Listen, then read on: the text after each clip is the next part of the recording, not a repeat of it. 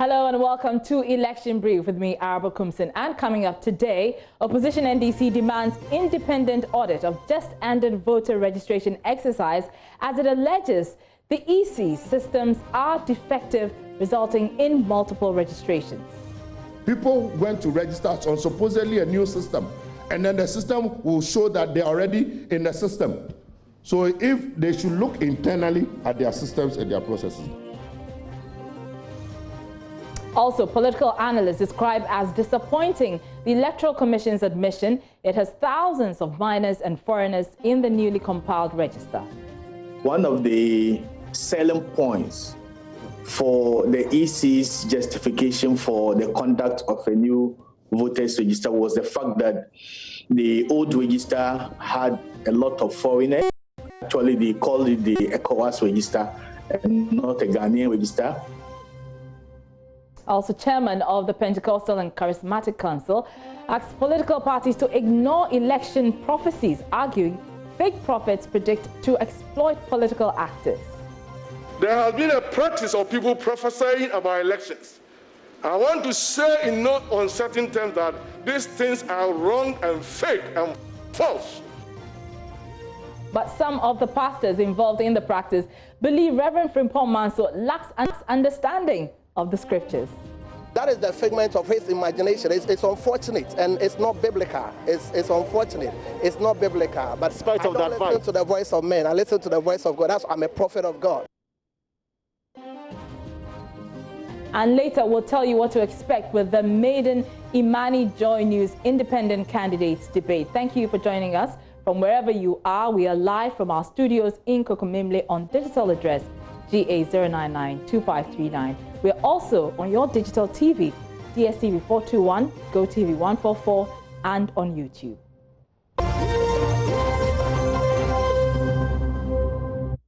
Thanks for staying with us. Now, the opposition NDC is demanding an independent audit of the just-ended voter registration exercise. The party alleges the EC systems are defective, resulting in multiple registrations, which will be used as basis to delete their supporters from the electoral roll. The EC in a just-ended exercise registered some 16.9 million Ghanaians, but has since served notice of cleaning the roll to rid it of multiple registrations, foreigners and minors. NDC's Director of Elections, Elvis Ifriyankra, wants an audit before any such deletion of voters. In any case, have you heard of the facial recognition again? When they speak these days, do they talk about facial recognition? It used to be facial recognition, facial recognition, facial recognition. What happened to facial recognition? Technically, any credible biometric system is able to detect duplicate registration in real time and address him. That's why when you go, you use somebody's passport and you get to the airport and they check, it will be found out. Or you are going for a visa and you go and you've been there before, they check, they will find out. That's how a biometric system works. So it beats our imagination that this exercise that is being conducted in the midst of a deadly pandemic, that people will move from one registration center to another to engage in multiple registration. What reason? Why would they do that? Why would somebody register here and go and register there? Why? If there are any records of multiple registration, the EC may have to examine the causes internally, because we are reliably informed that the EC's own biometric system is defective and therefore deduplicating registrants by itself. You recall that when they were doing the pilot exhibition, a new system, so-called, people will go and register, and the system will say they're already in the system. Do you remember? And we said it, we brought it here, we showed you evidence. People went to register on supposedly a new system, and then the system will show that they're already in the system. So if they should look internally at their systems and their processes. And that is why we are calling for an independent audit of the entire register in relation to multiple registration. Details of all those who have engaged in multiple registration, including their photographs, ID numbers, centers where they engage in multiple registration, etc., should be made available to the political parties, to this independent entity for verification. We are highly suspicious of this move because we are aware that the management of the EC has transferred almost all the experienced ICT experts at the headquarters to various regions for very strange reasons. And then they are currently moving the non-IT staff and replacing them with questionable political proclivities. Now you can go and check whether all the majority of the IT staff at the headquarters had not been moved to the regions, and check whether moves are not being made. In fact, the process is ongoing now as I speak to move almost all the experienced people at the headquarters away from the headquarters. In effect, Jim Mensah and Akufo-Addo have compromised the electoral process. We hope that the so-called deduplication exercise will not be an excuse to delete the names of persons who belong to certain ethnic groups. We are watching with eagle eyes. We believe that this comprehensive audit will also help address our observation during the pilot registration exercise, where there were cases of false matches, what I was talking about earlier, owing to system failure, in order to ensure that genuine persons are not disenfranchised, and every Ghanaian should be interested. All right, so you heard that the NDC's Director of Elections, Elvis Efria Ankra there. My colleague Manuel Coranting was at that press conference. He joins us in studio now. Manuel, so you heard Elvis there. He says that he's not convinced that the electoral roll is, you know, in good shape, and it's compromised. He wants an audit of the electoral roll. But what's the basis for the claims that he's making? Well, so he mentions that at the very piloting stage of the registration exercise, their monitoring team found out that you know, some people who had gone to the registration centers were told that their names were already in the register, and which indicated some sort of defect in the systems of the EC. And so he's saying that that alone proves that the entire registration that's been done is compromised, and therefore there must be some level of audit. He's calling for an independent audits by an independent body. But he was also earlier talking about the sort of violence that we've seen, you know, characterized in the registration exercise, and mentions, in fact, he lays the blame squarely at the front of His Excellency the President, and says that he's just turned a deaf ear to the issues. Says, in fact, cites examples of the sort of violence that you had seen with the WASI examinations, and the president quickly moving to Director of Communications to release a statement, and just, you know, feigning, in his words, you know, ignorance of what was happening in the election registration, I beg your pardon. And so generally he thinks that this is some level of collusion between the presidency and then the EC in suppressing, as it were, the votes of the NDC in their stronghold. All right, and speaking of electoral violence, of course, we do know that the police administration, the police CID, is investigating, or they've taken up that matter involving the MP for Ewutu Senya, Easter Mavis Howard Kumson, who was involved in that electoral violence in that constituency. We will be following up on this in our later bulletins. Now, political scientists have described as disappointing the Electoral Commission's admission it has thousands of minors and foreigners in the newly compiled register, a situation they warn creates more acrimony among parties and other stakeholders prior to the polls in December. Patrick Stevenson, he's research analyst with IMANI Africa.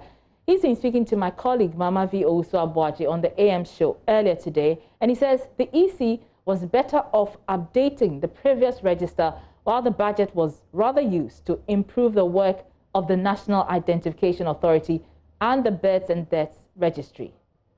The EC's claim that, you know, this has been successful has not been based on any superior metric or any superior reasoning. You don't decide after the fact that, you know, what you have done is successful or otherwise. We should know what you intended to do, you know, right from get-go. I should also say that the idea that, you know, it's difficult, it's challenging for us to read minors off of the register. I don't think it's that complicated at all, because whatever the Electoral Commission is going to do now is what should have been done before. And it's one of the views that we have held and advocated for throughout this entire period, that for anybody to turn 18 years old and get registered on a register, if we even devoted rather than 10% of the resources that went to the Electoral Commission for this exercise and double or triple the capacity of the birth and death registry, and they are building superior biometric systems and systems that are up to date, they should be in the position to tell us who's turning 18 years old in the country or not. And that becomes a primary data that is then used by the Electoral Commission, right? So right from 2012, I should say, we've held the view that if we don't fix the national identification system, things like this will continue to happen. So the EC cannot say there's no better way of ridding the system off of minors, or ridding the register off of minors who are on there, or foreign nationals who are on there. Regarding foreign nationals, I think the point has got to be made that if the person is not Ghanaian and attempts to register, it's a criminal offense, okay? The Electoral Commission doesn't prosecute criminal offenses in this country. That is the jurisdiction of the security apparatus of the country. So obviously, if we are going to get a clean, sound register that is Ghanaian and belongs to Ghanaians, the Electoral Commissioner must understand that the independence that is guaranteed it depends on its ability to work with other state institutions. So all the people we have already seen the Electoral Commission going around and indicating are being apprehended, that level of forensics and determination is purely a responsibility of the security apparatus of the country. So I guess the point I'm making is that there are existing tools, there are existing regulatory frameworks by which we could have gotten this done without necessarily going through the cycle that we have, and still, end up with a register that still has, minors on there. And now, senior political scientist with the University of Ghana, Dr. Ali Duseidu, encouraged the Commission to build consensus as quickly as possible through IPAC to reduce the mistrust that has been created between the Commission and the political parties. The selling points for the EC's justification for the conduct of a new voters register was the fact that the old register had a lot of foreigners. Actually, they called it the ECOWAS register and not a Ghanaian register.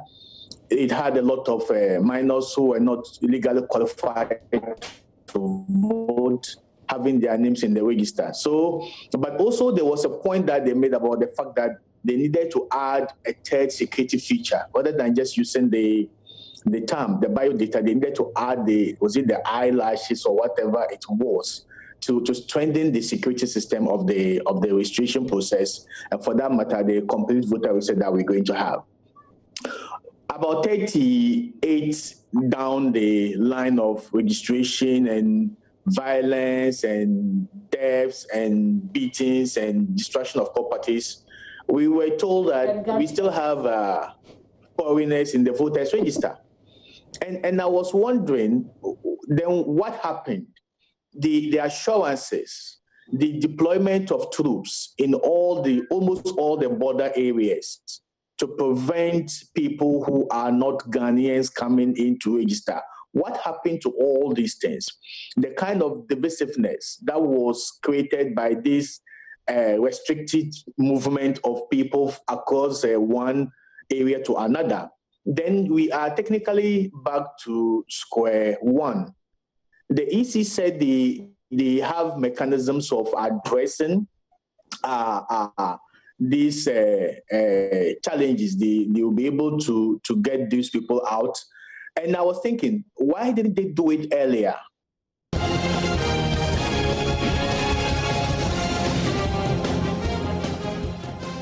You're still here on Election Headquarters. Now, the General Superintendent of the Assemblies of God Church, Reverend Paul Frimpong Manso, is asking political parties to ignore election prophecies, but rather campaign on good messages to achieve victory. Reverend Frimpong Manso believes fake prophets predict electoral victory in order to exploit political actors. He made these remarks when former President Mahama officially introduced his running mate, Professor Jane Nano Bokwajaman, to the Christian leadership. As we are getting closer to the elections, my fellow politicians and pastors, there has been a practice of people prophesying about elections. I want to say in no uncertain terms that these things are wrong and fake and false, and we should not bang our hopes on them. If I have a car, I have to drive it. the car will not move. God has given the power to choose the leader through elections, through campaigns, through the ballot box. If it will be through prophecies, there will not be the need for elections and campaigns and ballot boxes. So, dear politicians, these people can exploit you, they can create confusion, and they will make things wrong. I remember I was in Nigeria. I met a politician, Assemblies of God person. He said, Pastor, I've got about 3,000 prophets telling me, sending me messages that I will win. And some of them want me to sow. He said, I would rather give this money to the church because I know I will win already. So sometimes, so let us not allow these people to disorganize us. And so you, the false prophets, stop these things and rather pray because you create confusion. God is always there to support whoever comes. But he has given us the power to do the work. He created man, and that's my last word to you. He said, man, till the ground. So NDC leadership, you have to till the ground. You have to work. You don't have to sit there and just assume that everything will go well. You have to work in the morning, work in the afternoon, work in the evening, go to the villages, go everywhere, and sell your message to Ghanaians. Well, the leader of the True Word Prophetic Fire Ministries, Prophet Nigel, who is known to predict electoral victories, disagrees. He tells JoyNews he does not listen to the voice of men, but rather the voice of God. We were called upon as religious leaders, Christian religious leaders, and I did me fit to honor the invitation. But again, I believe that this election, the Lord has told me about 4 years ago that the nation should go for John Mahama. The Lord told me that should we go to Akufo-Addo again, the nation will go back to 1983. So every believer, everybody who is listening to the voice of God through the prophet Nigel, this election is for John Mahama, and all of us should go the way of John Mahama. Because the Lord told me about 4 years ago that if we make a mistake, the nation will go back like 1983. But you heard Frimpong Manso, Reverend. Yeah. Clearly, that is the figment of his imagination. It's unfortunate and it's not biblical. It's unfortunate. It's not biblical. But again, we are not here because of that. There will be another your prophecy day. Brings problems. It's not my prophecy. It's the prophecy. It's the prophecy of God. Who is the prophet? The prophet, the one that said it came to pass. I said the referendum will not come or didn't come. I said Ghana will have a flag, a running mate that is a woman. It came to pass. I said America will have a woman. It came to pass. I'm saying again that we should go the way of John Mahama. So in spite of that advice, you still continue with the prophecy. Say it again. In spite of that advice. I don't listen to the voice of men. I listen to the voice of God. That's why I'm a prophet of God. The Lord said we should go. When I said NDC is coming back, it was about 5 years ago, 4 years ago. There was no hope. I mean, the nation is, we are in darkness, and I have a spiritual eye. You understand? And what I'm seeing as a prophet of God is that the Lord told me if we don't go back and vote the NDC into power, the nation will go back to 1983. So let the nation here. And again, I'm saying that who is a prophet? Let's be consistent with Scripture. A prophet is the one that seeth and it came into power. I said referendum will not come or it didn't come. I said the EC will bring a new order. About 4 years ago, did the EC bring it? Yes, indeed, the EC brought it. And the Lord is telling me that let the nation vote for John Dramani Mahama, because if we make a mistake and bring back MPP, the nation will go back to 1983. So I've spoken as a prophet of God.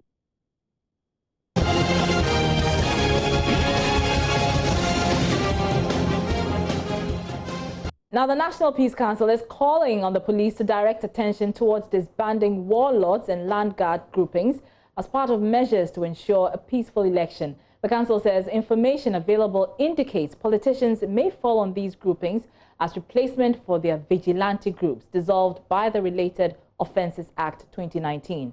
Chairman of the Peace Council, Most Reverend Professor Emmanuel Asante, tells Love News the existence of the act passed by the government already makes the existence of these groups illegal. He spoke on the sidelines of an advocacy workshop on the Vigilantism and Related Offences Act and roadmap to eradicate political vigilantism. Nana Jima has more. According to the act unanimously passed by Parliament, an act or threat of violence or intimidation undertaken by a person or group to further the interest of the person or affiliate falls under vigilantism. Their existence, therefore, by the passage of the act is unlawful. Nonetheless, land guards and other groupings continue to operate in the full glare of security agencies. Professor Asante says their existence creates an alternative for politicians in their quest to cause electoral violence. The studies have shown that in this country we are getting to a point where certain groups, people are making themselves warlords. And you can go and hire some of the parliamentary candidates, for high or it doesn't mean that they belong to their party. It is the highest bidder. We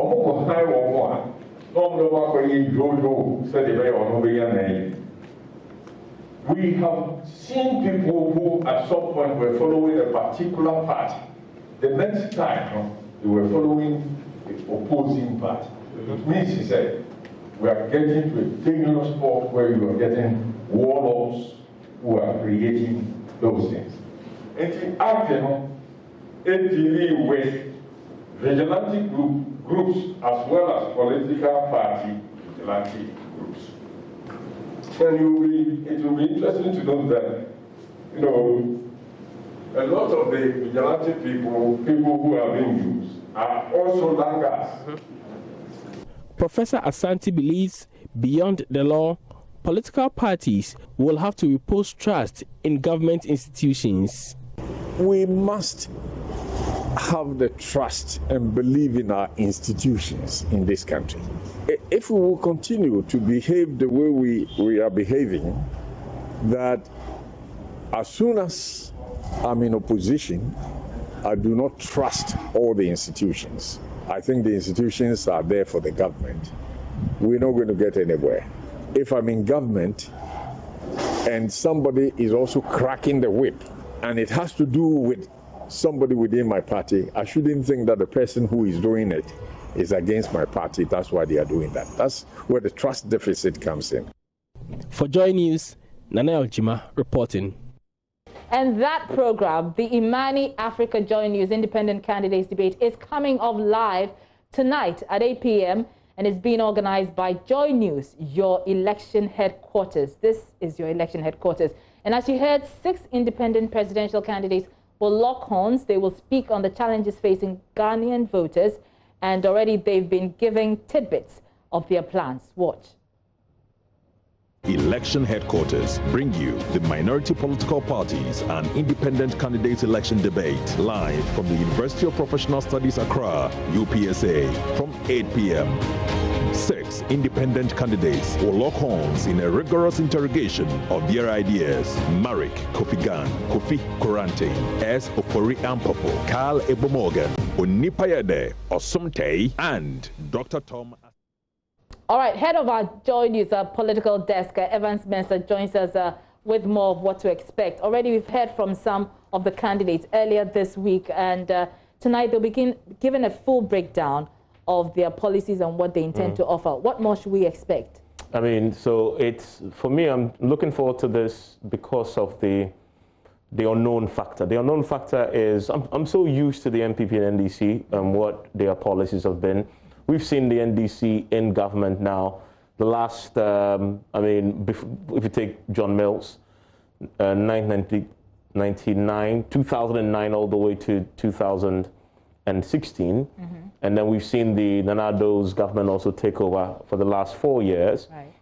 John Mahama obviously did 2013 to 2016. The policies are now very rehashed. The MPP will put out a manifesto. Definitely there will be elements of what they put out before that they haven't achieved that will come back in. NDC will do same. At the point, you need to want to find out what else is there beyond these rehashed manifestos that come every other 4 years with small additional ideas, but substantively, it's coming from the same group of people who are rehashing after every 4 years. That, for me, is why I'm looking forward to this. It's interesting you say that, because a lot of people who have seen the promo and have seen the flyers being posted out there are asking, but these people, do they really stand a chance of winning the elections to become president of Ghana? That, I guess, has been the reason why we still don't have a third force, because we all ask that question and we go to the post and say, oh my goodness, this guy is brilliant, has brilliant ideas, but I wouldn't vote for him because I think I'll be wasting my vote. It has always been the issue. Right. Dr. Pakwesi Sindom saw that when he went to form his own political party, saying, although he did, what, 1% thereabout. My point is, the fact that the person will not win the election doesn't mean that he hasn't got ideas that you should consider. And that is why this is important. All right, very finally, one other observation people are making is that you're saying it's a minorities and independent candidates debate, but we're only seeing the independent candidates there. When is the minorities? So there are two debates. So this is the first of two. So this will focus on independent candidates. There's a second debate, quite separate from this, that will focus on the minority political parties at a later date, sometime maybe in October or in September. Okay, all right. So you heard it there. It's happening live at the UPSA Auditorium at 8 p.m. today, live on JoyNews as well as Joy 99.7 FM. But that's how we wrap up Election Brief for today. There's more news on my Joy Online, more election-related news, of course. I'm Marva Kumson. Sports Today is up next.